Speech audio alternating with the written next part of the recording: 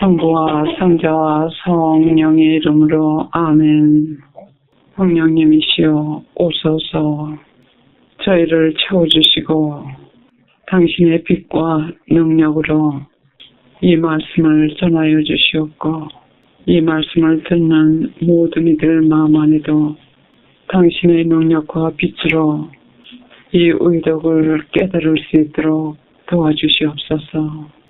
천상의 스승님이신 예수님, 이 시간을 온전히 당신께 드리오니 당신께서 이 가르침을 하옵시고 당신의 뜻을 완성하여 주시옵소서. 항상 저희 곁에서 저희를 기도하여 주시고 함께하여 주시는 성모님, 이 시간도 저희와 함께 계시어 저희를 위하여 기도하여 주시옵고 도와주시오.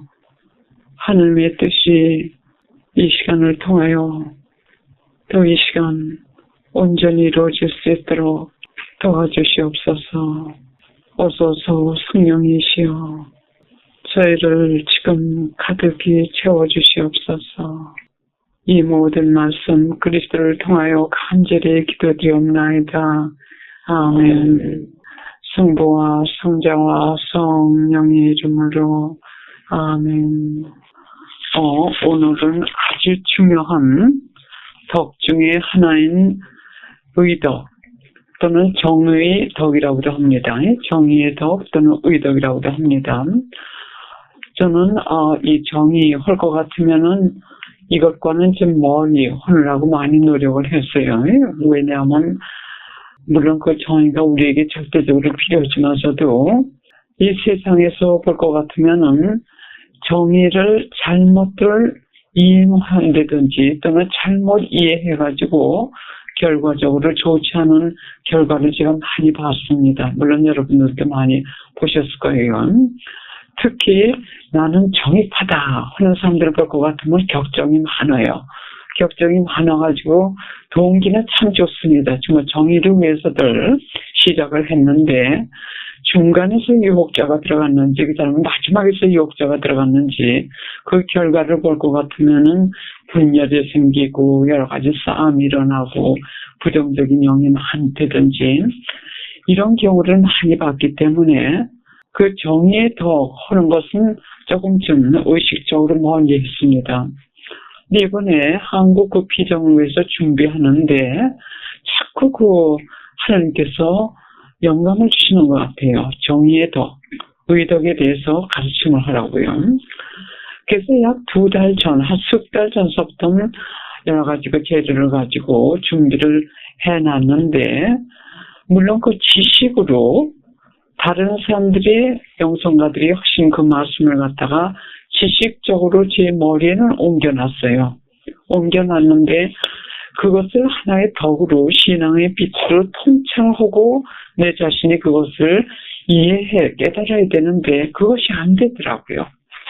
그래서 거의 2달 동안 참 노력을 많이 했습니다. 하나님께서 그것을 이 의덕에 대해서 말씀을 전하라고 하시는 것 같은데 지식적으로만 그냥 전하게 될 것 같으면 그것은 생명이 없는 가르침이기 때문에 저는 그 생명 없는 가르침을 하는 데는 또 소질이 없어요. 왜냐면 가르치다가 내용을 다 잃어버리고 맙니다.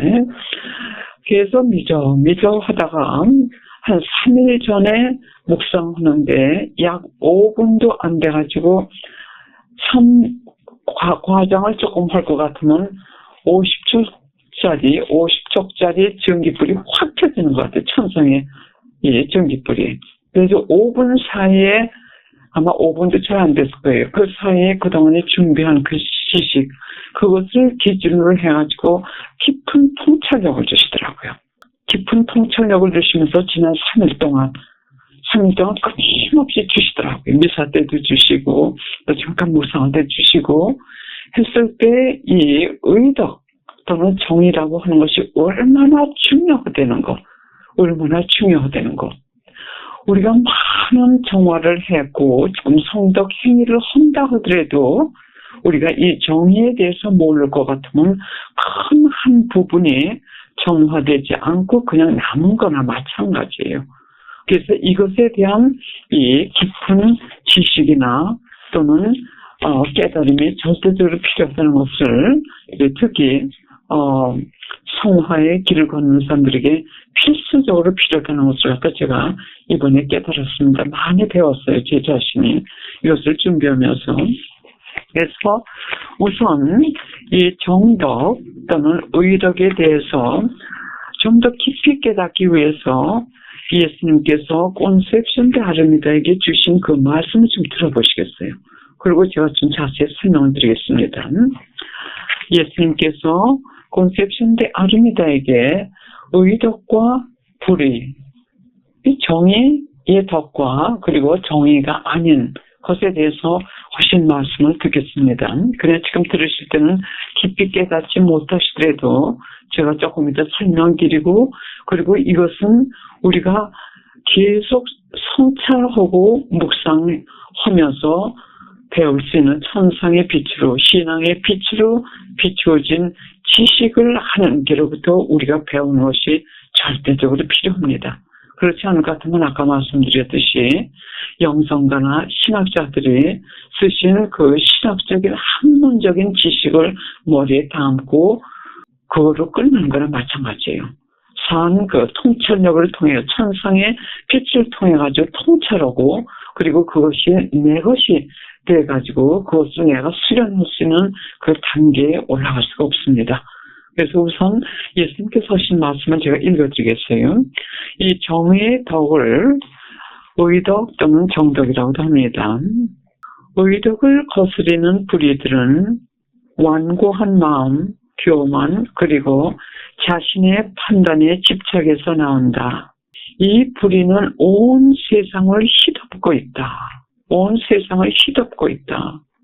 저는 이 의덕을 공부하면서 예수님께로부터 공부를 하면서 깨달은 게 뭐냐면 나도 이 물이 하나 있었구나. 나도 이 물이 하나 있었구나. 즉 온 불의는 온 세상을 휘덮고 있는데 저도 그 중에 하나였다는 걸 깨닫고 있습니다. 나는 정의 자체이다. 하나님이 정의 자체이십니다. 나는 정의 자체이다. 그래서 나를 떠나서는 참된 정의가 없다. 나를 떠나서는 참된 정의가 없다.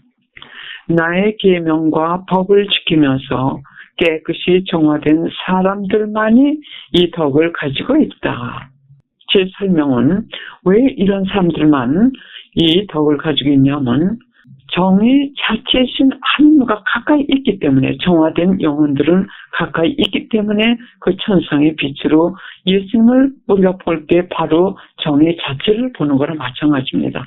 그래서 이런 사람들만이 정의의 덕을 가지고 있다라고 말씀하십니다. 그러나 이 덕을 소유한 정도가 다 다르고 그 차이는 대단히 크다. 그 차이는 대단히 크다. 참된 정의의 덕을 가진 사람은 역시 겸손하지 않으면 안 된다. 왜냐하면 정의와 겸손은 항상 함께 다니기 때문이다. 항상 함께 다니기 때문이다. 이거 조금 제가 설명드리고 싶어요. 이것을 준비하면서 정의에 대해서 묵상을 하면서 두 가지 정의의 행위를 제가 생각을 해봤습니다. 하나는 뭐냐면 나는 정의파다 하고 정의를 부르짖는 사람들 볼 것 같으면 아까 말씀드렸듯이 많은 그 중간에 동기는 다 좋았는데 중간에서든 끝에서든 여한 결과는 부정적이고 혼란이고 여러 가지 하나님 아닌 것이 섞인 즉 유혹자들의 열매가 많이 달린 것을 여러분들도 보셨고 저도 많이 봤습니다. 그러면 그 사람들은 왜 그러냐면 그게 겸손이 없었기 때문에 겸손이 없었기 때문에 그래서 예수님께서 지금 주신 이 말씀 대단히 중요해요. 어떤 정의를 위해서 이러는 사람들 또는 여러분들이 정의를 위해서 어떤 행위를 하실 때 우선 겸손하시라고 권해드리고 싶습니다. 예수님께서 지금 말씀하시기를 정의와 겸손은 함께 다니기 때문에 겸손이 없을 때는 그 정의는 참된 정의가 아니라고 말씀하셨어요. 또 정의를 볼 수 있는 사람들은 깨끗이 정화된 영혼, 아니면 그 순간적이라도 마음이 깨끗하고 정의 자체이신 하나님 가까이서 그분의 빛으로 사물을 우리가 판단할 때 그때서야 정의의 행위를 하시라고 권해드리고 싶습니다. 얼마나 중요합니까? 그러면 이 겸손은 많이 오해되고 있어요. 많은 사람들이 잘못 인식하고 있는 경우들이 많습니다. 왜냐하면 겸손할 것 같으면 우선 대부분의 사람들이 그것은 무조건 양보만 하는 거, 그것은 말하자면 허약한 거, 그것은 꿋꿋하지 못한 거, 그것은 무조건 굽슬굽슬거리는 거, 그것은 절대적으로 잘못 생각하시는 거예요. 큰 착각이에요. 겸손은 얼마나 꿋꿋한지 죽음 앞에서도 굳히지 않는 것이 바로 겸손입니다. 겸손은 꿋꿋한 겸손이에요. 꿋꿋한 겸손.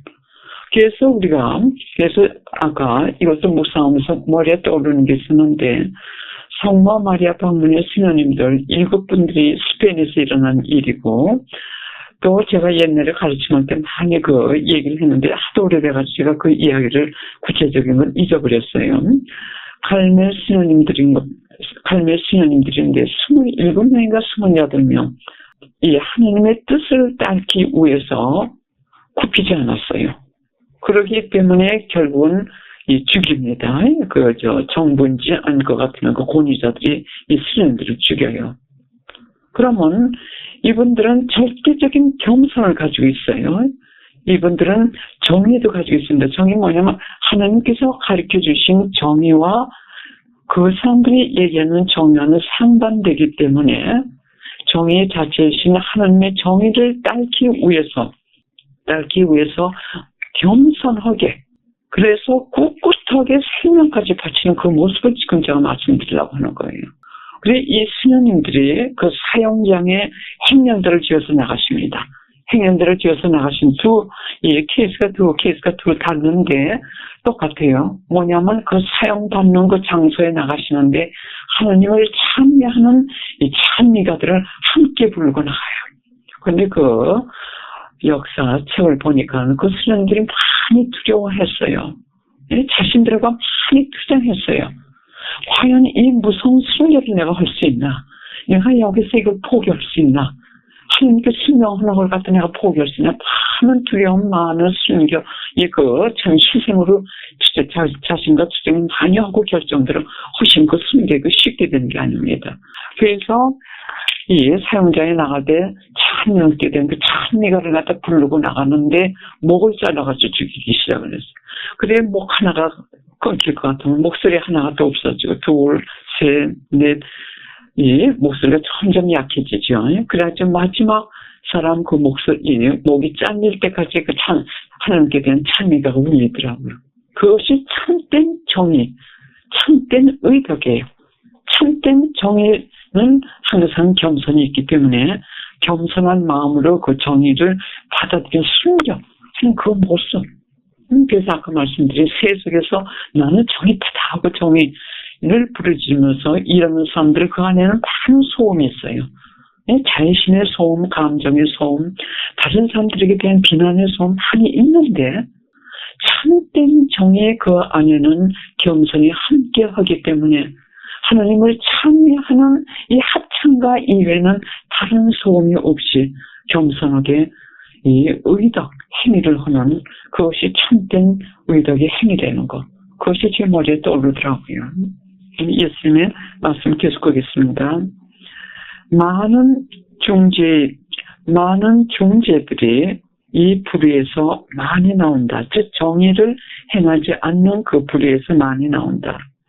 의덕을 제일 크게 거스르는 죄들 중에 다음 것들이 있다. 우리가 이거 상상을 못했죠. 이것이 의덕을 거스르는 죄라는 것. 의덕을 제일 크게 거스르는 죄들 중에 다음 것들이 있다. 교만, 질투, 탐욕, 성냄이 있는데 이것들은 수많은 방법으로 의덕을 거스르는 죄를 범하게 된다. 그 이외에도 다른 이들이 한 말이나 행동을 경솔하게 판단하거나 이것들에 대하여 악하게 말하거나 또는 부정적으로 말하여 이것들에서 여러 가지 악들과 죄들이 폭포처럼 터져나온다.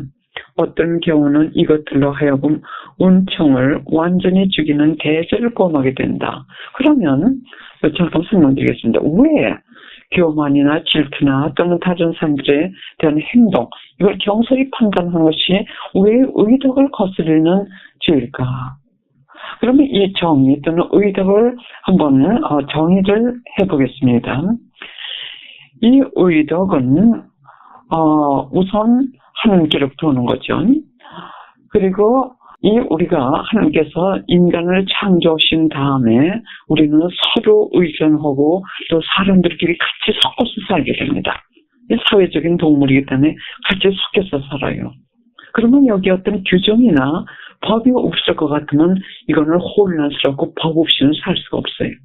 그래서 이 사회나 또는 이 국가나 또는 우주의 이 공동체에 같이 살면서 그것에 필요한 법규와 또는 법을 규정하는 덕이 바로 이 정의입니다.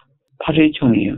이 사회적인 동물이기 때문에 우리가 함께 살면서 거기에 필요한 법규나 또는 규정이나 이런 것들을 결정하고 그것을 통제하는 덕이 바로 정의예요. 바로 정의의 덕이에요.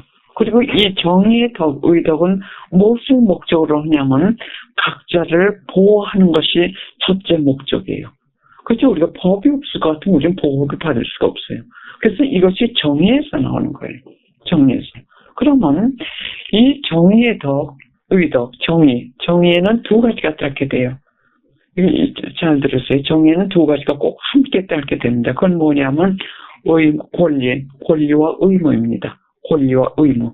그래서 우리가 내 권리를 주장하기 위해서는 법정에 나가게 되고 또 내 권리를 주장들을 많이 합니다. 근데 여기 영성가도 말씀하셨고 또 예수님께서도 역시 말씀하셨고 또 저 자신도 그렇게 살았는데 많은 사람들이 정의할 것 같으면 자기 권리를 주장하지마서도 의무를 소홀히 한다고 하셨어요. 여기에서 문제가 생기는 거죠. 근데 어느 성인께서 말씀하시기를 그리스도 신자들은 권리를 주장하기 앞서 자기의 의무를 철저히 수행하는 수련을 하는 것이 바로 이 정의라고 말씀하셨어요. 그러면 권리는 어떤 권리를 가지고 있고 또 의무는 어떤 의무를 가지고 있느냐. 저는 영성가가 하신 이 말씀을 한 2개월 동안 이해를 못했어요.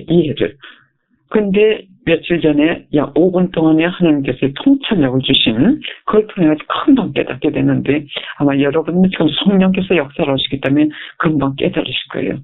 그 영성가가 어떻게 표현을 했느냐 하면 하나의 예로 나는 다른 사람들이 나를 존중해 줘야 하는 의무에 대한 권리를 가졌습니다. 이해가 되세요? 쉽게도 되세요? 나는 다른 사람들이 나를 존중해 줘야 될 의무에 대한 권리를 가지고 있습니다. 그래서 다른 사람들이 그 의무를 위반할 때 나는 내 권리를 주장합니다. 그 뜻은 뭐냐면 하나님께서 사랑의 계명을 우리에게 주셨을 때 내 이웃을 내 몸과 같이 사랑해야 된다고 말씀하셨어요. 그러면 이 애덕은 정의는 의무인데 의무의 한계에서 끝나는데 정의는 의무의 한계에서 끝나는데 애덕은 정의의 이 한계를 넘어서는 것이 애덕이에요. 넘어서는 것이 애덕이에요. 원수까지 사랑하고 살인한 사람까지도 용서하는 이것이 애덕입니다. 그러면 우리가 애덕을 수행하기 전에 적어도 이 정의의 의덕은 우리가 해야 돼요. 왜? 그건 의무이기 때문에. 그러면 하나님께서 우리에게 이웃을 우리의 몸과 같이 사랑하라고 하신 그 계명 안에 내포되어 있습니다. 뭐가 내포되어 있냐면 우리는 다른 사람들을 존중해야 될 의무가 있는 거예요. 우리는 다른 사람들을 존중해야 할 의무가 있는 거예요. 그러면 다른 사람들만 존중하는 것이 아니라 그 사람들의 소유물, 그 사람들이 가진 모든 것, 그 사람들의 명예, 그 사람들의 모든 것을 존중해야 될 의무가 있습니다. 그 의무는 누가 줬느냐? 그건 하나님께서 우리에게 주신 거예요. 내 이웃을 내 몸과 같이 사랑하라고 하셨어요. 그럼 내가 다른 사람의 이 책을 잠깐 빌렸다 하더라도 이걸 오랫동안 허락 없이 가지고 있을 것 같은 이건 의덕을 거스르는 게 돼요. 그러면서 무슨 생각이 나냐면, 우리가 공중 그 화장실에 갈 것 같으면 종이 같은 거 막 쓰죠. 손 씻고 그냥 종이 몇 장 막 쓰고, 이게 다 의덕을 거스르게 되는 거예요. 그래서 송차는 게 태산 같더라고요. 왜냐하면 우리는 다른 사람들을 나 자신과 같이, 또 다른 사람들의 물건을 내 물건과 같이 아끼고 존중해야 될 의무가 있는 거예요. 그걸 못할 때는 우리가 그것을 위반한 보상을 우리가 해야 됩니다. 그래서 상대방은 우리가 그 사람들을 존중해야 할 의무를 가진 것에 대한 권리를 가졌어요. 이해되시겠어요? 이제 이해되시죠? 내가 이건 이해했기 때문에 여러분들에게 이렇게 설명을 하니까 이해하실 수 있지. 저는 2, 3개월 동안 도무지 무슨 말인지 그래서 그걸 적당히 이해해가지고 여기다 적었었어요. 근데 나중에 완전히 깨달은 다음에 그게 뜻이 다르더라고요. 그래서 정의, 훌 같은 우리가 머리에 두어야 될 건 뭐냐면 정의는 하나님 자체가 정의이시다. 그래서 하나님께로부터 온다. 또 정의에는 정의와 겸손이 항상 함께 다닌다는 거. 이거 머리에 기억하시고. 또 우리가 철저하게 기억하셔야 될 건 뭐냐면 나는 다른 사람들이 나를 존중해야 할 의무에 대한 그 사람들의 의무에 대한 권리를 가졌습니다. 권리가 그거예요. 그러면 나의 의무는 뭐냐? 나의 의무. 나는 다른 사람들을 내 몸이나 내 것과 마찬가지로 존중해야 될 의무를 가졌습니다. 그래서 다른 사람들이 말할 때는 다른 사람들은 내가 그 사람들을 존중해야 할 의무에 대한 권리를 가졌어요. 그렇기 때문에 우리가 그것을 위반할 것 같으면은 그 사람들은 우리에게 그 위반한 보상을 청구할 수 있습니다. 보상을 청구할 수 있는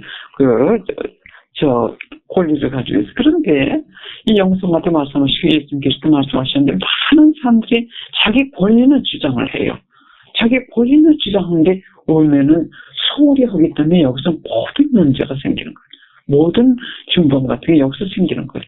그래서 저는 요즘 뭘 하고 있느냐면 그러면 지나가다가 남의 집 방문 갔다가 우리가 좀 잘못해서 깼다 하더라도 그것도 엄밀히 따질 것 같으면은 보상해야 될 의무가 있어요. 의덕을 거스르는 거예요. 그리고 특히 머리에 제일 먼저 떠오르는 게 뭐냐면 미국에서는 참 너그러운 나라이기 때문에 물건을 사면 반환할 수 있죠. 물건 사면 반환할 수 있는 건 이거 가끔 난 둘이서하고 서로 의견 얘기한 적이 많이 있었습니다. 이 엄밀한 뜻에서 이걸 우리가 분석해 볼 것 같으면은 부득이 한 경우 우리가 그 선거를 갖다 부득이 한 경우에 이걸 반환할 수는 있어요. 이 사이즈가 맞지 않는다든지 그장 같으면 뭐 누구한테 선물을 했는데 그 사람이 싫어한다든지 그러나 우리가 경솔하게 그걸 갖다가 사가지고 마음에 들지 않는다고 가가지고 또 반환하고 그렇게 될 것 같으면은 그 사람들이 나를 위해서 시간을 소모한 그것에 대한 보상을 해야 될 의무가 있어요. 보상을 해야 될 의무가 있어요. 그러면 다른 사람들이 얘기할 때 그 가게에서 그런 물건을 팔 때 그게 다 계산이 됐습니다. 그러나 그것은 그 사람들의 비즈니스예요. 나와의 비즈니스가 아니에요. 왜냐하면 나는 그 사람들의 그 시간을 갖다가 소모했기 때문에 귀한 시간을 소모했기 때문에 그거에 대한 보상을 해야 될 의무가 있습니다. 그래서 혼자 생각을 해봤어요. 그럼 어떤 경우에는 돈을 직접 갖다 줄 수 없는 경우가 많이 있어요. 내가 반환을 했는데 불이한 사정으로 반환을 했는데 그런 경우에는 이거 의덕을 거스린 실수를 할까? 그다음 그 죄를 어떻게 보상을 할 수 있나 생각을 해봤어요. 그럼 우리가 그 회사를 위해서 기도해 줄 수 있는 거예요. 기도를 보상할 수 있는 거예요. 그렇게 따지다 볼 것 같으면은 우리가 다른 사람들에게 피해를 끼친다든지 다른 사람들의 거절하고 그래가지고 무조건 좋아한다든지 이것이 의덕을 거스르는 그게 많이 있어요. 다른 사람들의 시간을 내 시간과 마찬가지로 존중해야 될 의무를 거스르는 이 죄가 되는 거예요. 의무. 그래서 여러분들 여기서 생각하려고 하시지 마세요. 왜냐면 성찰을 하시게 되면 폭포수 모양으로 쏟아지더라고요. 이 폭포수 모양으로 쏟아지기 때문에 저는 아까 여기 나오기 전에 벌써 무엇이 필요했어요. 내가 이 강의를 어떻게 하나 해서 왜 그 폭포수처럼 쏟아지는 그 성찰을 하다 보니까 요새 며칠 동안 지쳤어. 왜? 그런 것을 하지 않으면서도 나는 많이 그야말로 정화됐다 하고 참 남 모르게 자만심을 가졌다고 할까 했는데 그 분야가 너무 넓더라고요. 그래서 예수님께서 지금 하신 이 말씀 참 이 의덕을 거스르는 죄가 세상에서 그냥 쏟아지고 있는데 그것을 볼 수 있는 사람은 다만 하느님뿐이라고 말씀하셨어요. 우리가 다 모르고 지냈어요. 예, 그러면 예수님께서 하신 말씀을 계속해서 말씀드리겠습니다. 의덕을 거스르는 많은 죄들은 사방팔방으로 퍼져나가고 여러 가지 형태로 말로 작업 또는 행동을 통해서 퍼져나간다.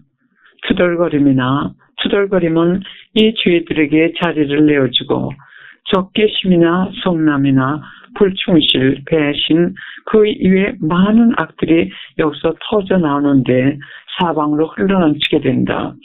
여기서 우리가 의덕을 거스르면서 다른 사람들을 해를 주는 방법은 말로도 할 수 있고 행동으로도 할 수 있고 여러 가지 방법이 있습니다. 그래서 그 다음 제가 소개해드리고 싶은 것은 뭐냐면 영성가들이 말씀하신 형태, 어떤 형태로 우리가 의덕을 거스르는 죄를 범할 수 있는지 그걸 지금 말씀드리고 싶어요. 왜냐하면 이것을 모르실 것 같으면 왜 지금 예수님께서 다른 사람들의 소문이나 다른 사람들의 평을 악하게 한 것이나 또는 교만 이런 것들이 의덕을 거스르는 죄라고 말씀하셨나 그것을 이해하실 수 있으실 거예요. 의덕을 범하는 죄는 다음과 같다. 영성가들 하신 말씀이에요. 첫째로 행동으로 범했을 때는 다음과 같다. 행동으로 의덕을 범했을 때는 다음과 같다. 인간의 생명은 하나님께서 주신 가장 큰 선물이다. 이것을 정당한 이유 없이 앗아갔을 때 이것은 의덕을 범하는 중대한 죄이다. 다른 사람들의 생명은 내 생명과 마찬가지로 중대하고 또 그것을 존중해야 될 의무가 있는데 그것을 거스르는 중한 죄가 됩니다. 두 번째로는 생명 이외에도 육체의 어느 부분이나 다른 사람의 육체 어느 부분에게 또는 소유물에 어떤 생명 이외에도 육체의 어느 부분에게 상처를 주었거나 또는 파괴하였거나 손상시켰을 때도 중대한 죄일 수도 있다. 다른 사람들의 생명과 몸 모든 것을 존중해 줘야 될 내 몸과 같이 존중해 줘야 될 의무를 거스르는 죄를 범하게 되는 겁니다. 3번 그 이외에도 어떤 사람들의 소유물 또는 재산을 훔쳤거나 손해를 입혔을 때도 다른 이들에게 지은 또는 다른 이들에게 지은 빚을 갚지 않았을 때 또는 빌린 물건들을 타당한 이유 없이 제때에 돌려주지 않고 갖고 있을 때도 의덕을 위반하는 죄가 될 수 있다. 여러분들 집에 가실 것 같으면 책 좀 붙어보세요. 책부터 뒤져보셔가지고 혹시 다른 사람들의 책을 아직까지 가지고 계실 것 같으면 의덕을 거스르는 죄니까는 빨리 돌려보내세요. 저도 몇 달 전인데 어느 사람은 이게 책자를 뒤져보니까는 저는 여태까지 그게 제 책인 줄 알고 잘 읽고 있었거든요. 근데 우연히 이렇게 책을 열어보는데 뒤에 그 사람의 이름이 있더라고요. 그래서 많이 헐었어요. 제가 그동안에 썼기 때문에 몇 년 동안. 그래서 얼른 한국에서 그 책을 갖다 주문해가지고 주문을 하려고 할 때는 딴 사람이 여기서 가지고 있더군요. 그래서 그것을 달라고 해가지고 책을 이렇게 그래서 그걸 보내준 적이 있어요. 그래서 우리가 의덕을 성찰하기 시작을 할 것 같으면은 우리 의무에 대해서 철저하게 수련을 하게 됩니다. 그래서 오늘 성인님 말씀하셨듯이 우리 그리스도 신자들은 의덕을 행할 때 우리의 권리를 주장하기보다 우리의 의무를 철저하게 수련하는 하나의 도구로 이용하라고 말씀하셨어요. 그래서 우리가 우리의 의무를 철저하게 성찰하고 그리고 이행할 것 같으면 다른 사람들과 공동 생활을 한다 하더라도 큰 문제가 있을 수 없어요. 왜? 자기 의무를 철저히 하기 때문에. 그러나 다른 사람들이 나에게 해주기를 바라지만서도 나는 그 사람들에게 해드릴 의무를 하지 않기 때문에 여기서 문제들이 많이 생기는 것입니다. 행동으로 보냈을 때를 계속하겠습니다. 빌린 것들을 돌려주지 않았을 때도 의덕을 범하는 죄를 짓게 된다. 또 돈을 꾸고 정당한 이유 없이 빚을 지고 갚지 않았을 때는 자기가 가지고 있는 그 돈의 일부분이 자기 것이 아니라 다른 사람의 돈을 가지고 있으면서 그것을 쓰는 것이 될 수 있다. 그러므로 이런 경우에 이것이 정의의 덕을 어기는 죄가 된다. 다른 사람 것을 갖고 있으면서 꼭 필요하지 않는 것에 마음대로 사용하거나 돈을 가지고 있으면서 갚아야 할 돈을 갚지 않았을 때도 의덕을 거스르는 죄가 된다. 그 다음에는 말로 의덕을 범하는 죄들입니다. 말로 의덕을 범하는 죄들. 말로 의덕을 어기는 죄를 흔히 짓는 것들은 다른 이들의 이름이나 평을 손상시키는 죄인데 그것들은 다음과 같다. 다른 이들이 숨은 약점을 말하는 것, 다른 이들 뒤에서 그들에 대하여 나쁘게 말하는 것, 다른 사람들의 약점을 과장하거나 그것에 대하여 거짓말을 하면서 그 소문을 퍼지게 하는 것, 다른 사람의 선행을 악한 마음으로 곡해하는 것, 이 모든 것들은 다른 이들의 이름을 손상시키는 중대한 죄들이다. 이 죄들의 경중은 가볍고 무거운 것은 이것들로 하여금 끼친 손상의 무게와 또 크기, 또 이것을 말한 사람들의 지향에 따라 결정된다. 이렇게 끼쳐진 손상은 꼭 복귀해놔야 되는데 이것들은 복귀할 수 없다. 왜냐하면 이야기를 들은 사람들의 기억에서 이것들을 지울 수가 없기 때문이다. 그래서 이것들을 그들이 할 수 있는 어떤 방법을 써서라도 최선의 보상을 해야 할 의무가 있다. 그 다음에 세 번째로 사업을 하면서 의덕을 거스르는 죄입니다. 사업을 하면서 의덕을 거스르는 죄. 예를 들어서 사업계약서를 갖다 속여서 한다든지 사업계약서에 어떤 허위가 있다든지 또는 청구서라고 하지 돈 얼마 영어로는 밀이라고 그러죠. 청구서에 거짓이나 또는 사기를 하고 속이거나 하는 것 또는 물건이 잘못된 물건들인데 이것을 감춰가지고 소한 것들의 값을 쳐서 받는 것 또는 값을 지나치게 많이 받는 것 그 이외에 여러 가지 방법으로 속임수를 쓰기도 하는 방법 등으로 이 의덕을 거스르는 죄들을 범한다. 만약에 사업하는 사람들이 이 의덕을 거스르는 죄가 뭔지 알고 의무를 철저하게 한다고 할 것 같으면은 우리는 모든 것을 완전히 믿고 살 수가 있어요. 완전히 믿고 살 수 있어요. 그러나 상업을 하면서 의덕을 거스르는 죄가 얼마나 많습니까? 그래서 예수님께서 말씀하시기를 이 의덕을 거스르는 죄, 범한 죄, 이거는 확만 보니까 아주 범위가 엄청나게 넓고 그 방법도 수많은 방법이라고 말씀하셨어요. 우리 각자 처해 있는 상황이 다 다릅니다. 그래서 어떤 때는 어떻게 해야 내가 의덕을 거스르지 않는 내 의무를 할 수 있는지, 그게는 우리가 아까 예수님께서 말씀하셨듯이 깨끗한 마음, 정화된 마음, 그리고 기도하면서 하나님의 도움, 또 천상의 그 빛을 청하시면서, 그리고 겸손하게 분별하실 때 하나님께서 그걸 갖다 깨닫게 해주세요. 그 다음에는 일반적으로 이 의덕을 키우는 방법, 우리가 일반적으로 이 의덕을 실현하면서 의덕이, 즉 정의를 완전히 수행할 수 있는 방법을 제가 읽어드리겠습니다. 1번, 아주 작은 것도 부정은 피하라고 했어요. 아주 작은 거. 왜냐면 작은 일에서 요것쯤은 다른 사람들이 모르겠지, 요것쯤은 죄가 아니겠지, 요것쯤은 뭐 정의까지 가지 않겠지, 이렇게 하다 볼 것 같으면 그것이 점점 커져가지고 큰 불이 의덕을 거스르는 것도 그 다음에 요것쯤은 하고 그냥 넘어가게 된답니다. 그래 작은 일에 있어서도 부정을 갖다 피하고. 2번은 꼭 필요 없이는 빚을 지지 말고, 부채를 지지 말고, 그 다음에 빨리 갚으라고 했어요. 아주 이거 참 좋은 말씀. 왜냐면 제가 옛날에 아주 악습이 있다고 말씀드렸어요. 예? 돈 꼬가지고 남의 돈 뿌는 게 취미였었어요. 그래서 갚지 않는 거. 이거 얼렁뚱땅하고 제 티네저 때요. 그래가지고 미국에 와가지고 한 3년인가 몇 년 동안, 한 2년인가 얼마 동안 그렇게 하다 하나님께로부터 벼락을 받았어요, 제가.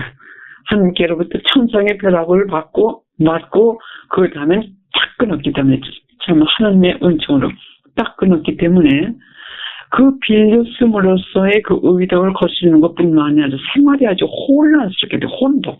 질서가 없이 무질서하게 돼. 왜? 돈을 구죠. 이게 버릇이 돼가지고 꼭 구지 않아도 되는데, 구면 또 갚을 수 있겠지. 또 구게 돼. 그러면 절제를 할 수가 없어요. 절제 덕이 없어요. 무조건 남의 돈 쓰고 보는 거예요. 그러면 빚 때문에 왜 올라앉게 돼요? 그래도 또 그 빚 가서 또 써요. 잘 써요. 마음속에 남은 그 빚을 뭔가 돈 가지고선 그 돈을 받지 못해가지고 그 돈을 당하는데도 그냥 또 마음 편하게 또 쓰는 거예요. 남은 돈을 가지고. 그 하나님께서 저에게 그 경험을 주셨기 때문에 한국에 가볼 것 같으면 그것 때문에 오는 혼란이 너무 많아요.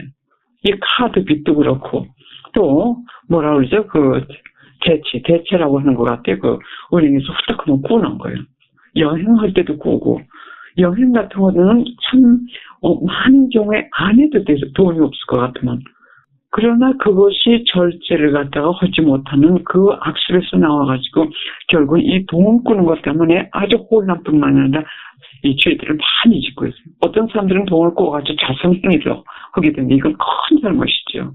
어떤 사람이 제가 한국에서 피정을 주는데 끝난 다음에 와가지고 물어보더군요. 자기 옛날에 돈을 많이 다른 사람들은 많이 꿨대요. 꿔가지고 아직 갚지 못하고 있는데 딴 데 지금 큰 선행으로 자선 행위로 돈을 갖다 지금 번하고 있다고. 그래서 제가 그건 잘못하는 거라고. 왜냐면 일단 남의 지금 여기서 영성아가 말씀하셨듯이 남의 돈을 내가 꾸고 있을 것 같은, 내가 지금 돈을 쥐고 있다 하더라도 이것은 다른 사람들의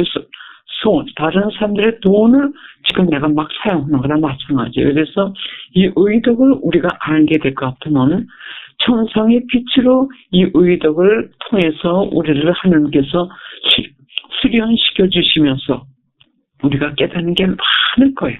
그 다음에 3번, 남의 소유물도 자신의 것처럼 소중하게 취급할 것. 이게 많이 우리에게 적용됩니다. 많이 적용돼요. 다른 사람들의 책이라고 해가지고 우리가 그냥 막 써도 이것은 의덕을 거스르는 게 되는 거고, 또 다른 사람들이 먹는 음식을 내 음식이 아니고 다른 사람들의 음식이라고 해가지고 포식을 한다든지 이것도 의덕을 거스르는 거고, 정의라고 하는 것은 우리가 항상 의무가 있다는 거예요. 다른 사람들의 모든 것을 우리가 존중해야 할, 하나님 앞에서 내 것과 마찬가지로 존중해야 될 의무가 있다는 거. 이게 아주 광범위합니다. 4번, 다른 사람의 명성에 해를 끼치지 말 것. 다른 사람의 명성이나 또는 평, 소문 여기에 대해서 절대로 어떤 면으로도 우리가 해를 끼치지 않도록 노력할 것. 그래서 우리가 아무리 안다 하더라도 어떤 사람들이 약점이 드러났다 하더라도 드러난 약점이라고 하더라도 우리는 이불이 얘기를 하지 말아야 돼요. 왜냐면 우리의 의무는 뭐냐면 다른 사람들의 평을 존중해야 될 의무가 있는 거지. 그 의무가 있는 거지. 다른 사람들이 지금 알고 있느냐 없느냐 그걸 따질 의무가 아니라고요. 어느 날 제가 큰 실수를 한 적이 있어요. 근데 그게 저에게 큰 교훈을 주었습니다. 어느 사람하고 얘기를 하고 있는데 다른 사람에 대해서 얘기를 하는 거예요. 다른 사람에 대해서 그 사람이 나한테 얘기를 하는데 이렇게 얘기를 하더군요. 하니까는 무조건 난 그 잘못됐다. 그 사람은 그냥 단죄해버렸어요. 왜냐면 객관적으로 볼 때 그건 잘못하는 거기 때문에. 객관적으로 볼 때 그건 누구든지 볼 때 그 얘기를 들어가던 거 잘못하는 거예요. 그래서 단죄를 해버렸어요. 그게 얘기를 끊고 나서 아주 마음이 찜찜하더라고요. 그래 이상하다. 왜 찜찜할까? 한참 성찰을 해봤어요. 성찰을 했을 때 내가 잘못한 게 있어요. 나는 단죄를 했어요. 그래 고백성사도 맞지만 무슨 단죄냐면 그 사람이 지금 나에게 그 인포메이션 주는 그 사람의 말을 내가 100% 무조건 믿은 것이 그게 내가 잘못한 거예요. 그 사람이 나에게 주는 그 인포메이션이 100% 맞는지 안 맞는지 그걸 알아봐야 될 의무가 내가 있는 거예요. 그 다음에 그걸 판단을 해야지. 그 사람의 한 말을 기준으로 해가지고 나는 다른 사람을 단죄를 해버린 거예요. 아시겠죠? 무슨 얘기인지. 다른 사람의 한 말을 기준으로 해가지고 다른 사람을 그냥 단죄를 했기 때문에 그런 경우가 우리가 지금 너무 많아요. 너무 많아요. 우리가 다른 사람의 얘기를 하다 볼 것 같으면은 그 사람의 얘기한 것을 그냥 믿고서는 그냥 제3자를 그냥 단죄를 해버림으로써 우리는 그냥 도매금으로 죄를 갖다 짓게 되는 거예요. 근데 우리는 다른 사람이 아무리 제3자에 대해서 얘기를 했다 하더라도 그것을 알아보고 그 사람에 대한 그 평을 존중해야 할 의무가 있다는 거예요. 예, 여러분, 지금부터 이 의덕을 좀 철저히 성찰하시고 그리고 실현하시라고 권해드리고 싶습니다. 예, 잠깐 묵상하시겠습니다. 성부와 성자와 성령의 이름으로 아멘. 정의 자체이신 예수님, 이 가르침을 듣는 모든 이들을 통해서 그리고 그들 안에서도 정의 자체이신 당신의 빛으로 저희를 계속 가르쳐 주시옵고 깨닫게 하여 주시옵고 정화시켜 주심으로써 당신의 뜻이 완성되게 하여 주시옵소서. 당신께서 바라시는 대로 저희가 이 덕을 실현할 수 있도록 모든 상황에서 저희의 정의의 빛이 되시옵고 그리고 항상 당신의 겸손으로 저희가 저희의 의무를 완수할 수 있도록 도와주시옵소서. 이 모든 말씀 그리스도를 통하여 간절히 기도드리옵나이다. 아멘. 성부와 성자와 성령의 이름으로 아멘.